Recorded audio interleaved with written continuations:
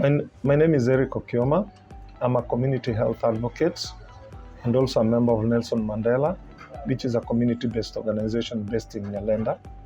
I'm 58 years old, and I'm a widow and also a person living with HIV. In our community-based organization, we have about four thematic areas which touch on focusing on HIV. There's TB, there are human rights. We also do social justice within the community.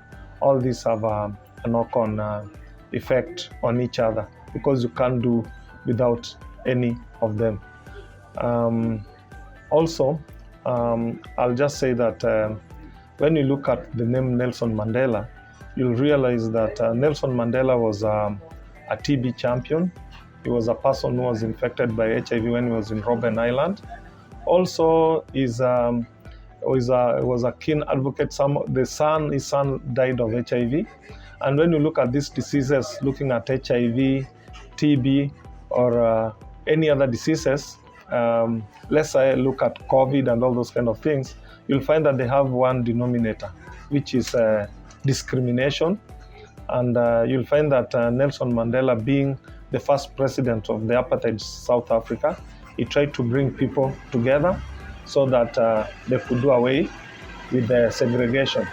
So when you look at it, we were inspired by that name, and we decided to have that as a name of our community-based organization. So our organization was founded in the year 2014, and we had a couple of members. We are 12 members in that organization, and most of them are from communities that are affected and infected with HIV, TB, and based on some of the issues that we talked about. And being based in the informal settlement, we have quite a couple of cross-cutting issues, and of which touch on maybe issues around human rights, all those kind of things, because you'll realize that human rights are also barriers to when people are accessing healthcare, accessing information, and even access to justice. So being here, this gives us a vantage point whereby we can meet a community where people are people in the informal settlement, people are very vulnerable.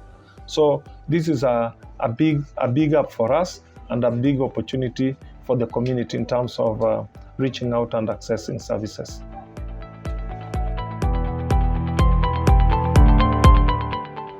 Alfred, habari yako? Unaendeleaje? Hizi vitu zenye tunaleta hapa zimefika hapa.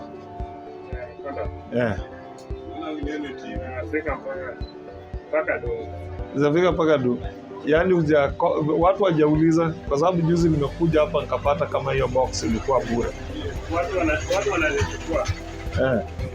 Na umepata habari ati saa hizi condom ziko chache. Sasa unafanyaje? Mtu akikuja anachukua ngapi? 2. Sana ni nani wao wanachukua condom? Vijana. Okay. Hakuna mzee ameshakuja kuchukua? Wazee pia wanachukua. Okay. Na nakuuliza hizi lubricants. Hizo. Pia kuna watu wanachukua. Hakuna wamama wameshauliza kuhusu hizo. Wamama ndio wanachukua sana. Lubricants wamama wanachukua sana. Okay. Sawa, basi kitu tutafanya, tutaongeza zingine, lakini tuna mipango, tutakuja kuwachukua ili muende mfunzwe, ili mjue vile mnaweza eleza watu ama kufunza watu hapa kwa kinyosi. Kwa sababu unajua hapa kwa kinyosi saa zile unaongea, unaweza pata mtu yote anaweza kuja hapa, na ni vizuri uwe na habari, mafunzo kuhusu hiyo.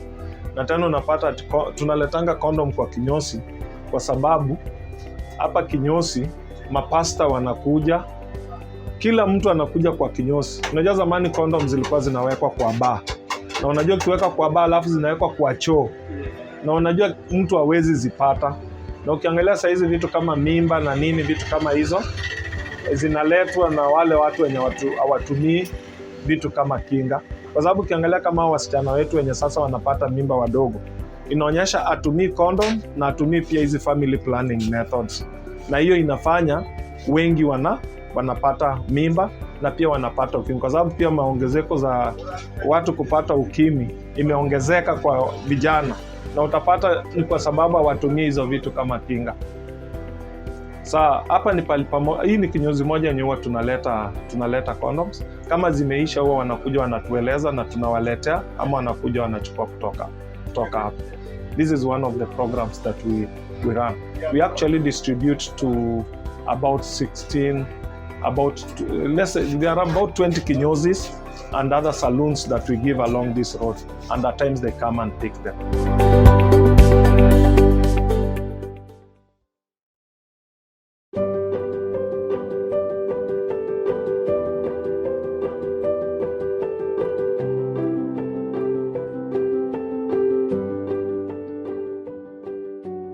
Hello, Saseni?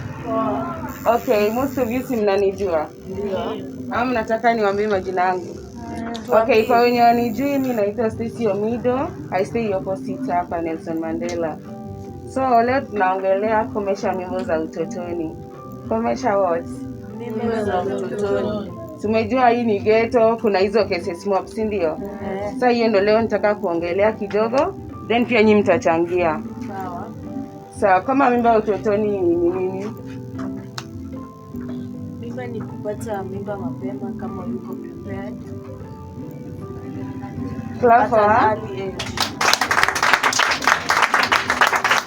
Good. Anyone? Do you have any idea? Yeah. So, like hiyo ndio leo tunaongelea mimba za utotoni. Kupata mimba kama bado hauko ready ama hujakuwa prepare underage. Umesikia? Yes. So, what can we do to avoid such mimba za mapema? Anyone? Be very careful with your future. That's good. Clap for her. Anyone? Yeah, abstain from sex. That's the best thing to do kama nyinyi bado ni wasichana wadogo, si ndio? Anyone? Mbona mmenyamaza upande huo? Like ni hizi vitu mimba za mapema muonange huku hivi side. Mjaisikia?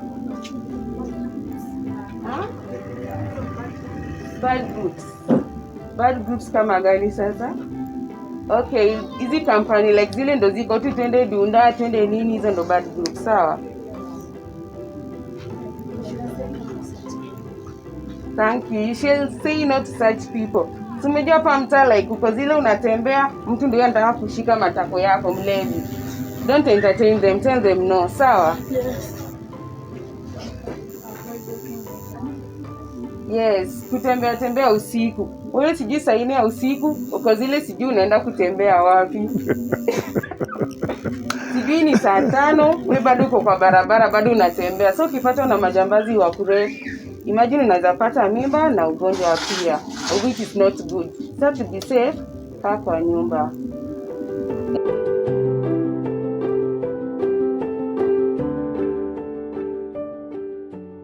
As a community-based organization and being on the front line, we know the parents, we know where they stay, we know how they stay, we know how they live and all that. So it's very easy for us to identify their needs. And it is important for particularly even the government to identify or work with institutions like community-based institutions like these ones, because we actually know how people live in their houses and we know who is vulnerable. In my words, I always call that they should work with boots on the ground.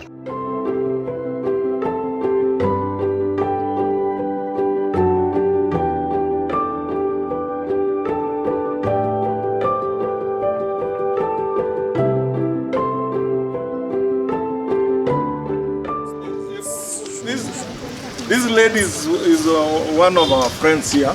She's a community health worker. She's also a mentor in a Dream Girls program. And also? Yeah. She's also one of us. She's a PLHIV. Good. Now that is now she allowed me to disclose. I can't disclose without her permission. Yeah. Yeah. But I'm their focal person and their voice. Ama nadanganya mami. Truly. Yeah. That is very true. Unaweza waambia jina yako. Jina langu ni Nerea Achinga Mon. I'm a woman. I'm a mentor, as he said. I'm a CHV. I'm a woman living HIV positive 20 years down the line. And I'm proud of my status. Yeah, and she takes her ARVs and adheres to medication. That is why she's alive. Huh?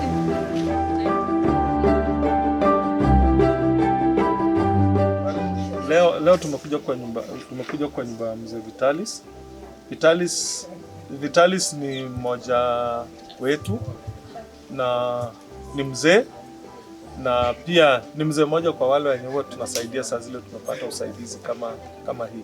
Hapa ni kwake penye ameishi, na pia ni mmoja wetu pia ni mtu mwenye huwa anameza dawa, na pia ameishi na mama hapa pamoja na wajukuu. Hizo watatu, hizo nyumba zenye ziko hapo ni nyumba zake. Hiyo ni nyumba zake, na sasa tumemletea hii usaidizi. Labda mzee pia anaweza sema na aseme vile anasikia kulingana na vile tumemletea, ama kuwa anapata, ama kuna siku nyingine tena kama tulishafanya, ama atasema tu mwenyewe, aseme vile anasikia. Mzee, unaweza ongea? Mimi nimepiga asante sana kwa vitu vile mnanikumbuka leo nikaniletea zawadi. Na mwanzoni nilikuwa tukaletewa, tulianza hii kujuana na yeye. Na hapa ni mahali ambapo nilikimbilia kuja kuishi. Nilikuwa ni familia ya ndugu yangu. Mimi nilikuwa ng'ambo ile Nanga school huko Kapuru. Sasa maji linitoroka, nikaja hapa nikatoa wale walikuwa ndani, nikapanga watu wangu sasa wa kuishi na yao. Sasa kwa hivyo maisha si mzuri sana kwangu, natumia dawa, chakula sipati mzuri, uji naye saa nyingine ni shida. Sasa vile leo nimeshukuru sana, nitatumia haraka vile nilikuwa nikitumia wakati mama alikuwa hivi, mpaka mimi na familia. Kwa hivyo nimepiga sana. Kuna neno mingi ambapo naweza kusema.